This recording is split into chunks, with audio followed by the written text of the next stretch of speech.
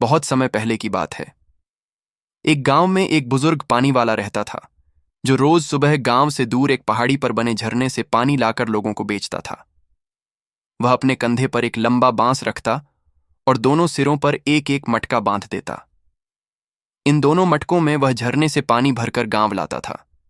इन दो मटकों में से एक मटका बिल्कुल सही था, मजबूत और सुंदर, पर दूसरा मटका थोड़ा पुराना और टूटा हुआ था। उसमें एक दरार थी, जिससे पानी रास्ते में टपक टपक कर गिरता रहता। हर दिन जब वह बुजुर्ग झरने से पानी भरकर गांव लौटता, तब तक टूटे मटके में आधा ही पानी बचता। यह बात टूटा मटका जानता था और वह बहुत शर्मिंदा रहता था। उसे लगता था कि वह अपनी जिम्मेदारी ठीक से निभा नहीं पा रहा है।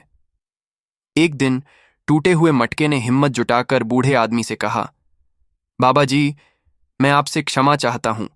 मैं आपके लिए पूरी तरह से उपयोगी नहीं हूं।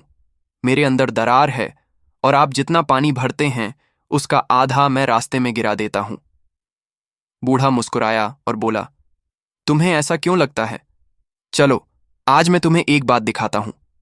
अगले दिन जब वह झरने से पानी भरकर लौट रहा था, तो उसने टूटी हुई मटकी से कहा, तुम ध्यान से देखना कि रास्ते में क्या है।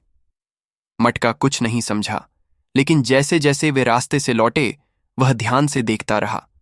उसने देखा कि उस रास्ते के एक ओर सुंदर सुंदर फूल खिले हुए थे, गुलाब, गेंदा, बेला और भी कई रंग बिरंगे फूल। बूढ़े ने कहा, क्या तुमने देखा? ये सारे फूल उस तरफ खिले हैं जिधर से तुम पानी गिराते हो। जब मुझे पता चला कि तुम फूटे हो, तो मैंने उस रास्ते के किनारे फूलों के बीज बो दिए थे, और हर दिन जब तुम पानी गिराते हो तो वो बीज पानी पाकर फूल बनते हैं। अब मैं उन्हीं फूलों को तोड़कर बाजार में बेचता हूं और उससे कुछ अतिरिक्त आमदनी भी होती है। फूटा मटका यह सुनकर चौंक गया और उसकी आंखों से आंसू छलक पड़े। उसे समझ आया कि उसकी कमजोरी भी किसी और के लिए एक सुंदर उपहार बन सकती है। सीख: हर किसी में कुछ न कुछ कमी होती है, लेकिन वही कमजोरी किसी और के लिए एक वरदान बन सकती है, अगर सही नजरिया हो। हमें अपनी कमियों को लेकर दुखी नहीं होना चाहिए, बल्कि यह देखना चाहिए कि हम कैसे उनमें से भी अच्छाई निकाल सकते हैं।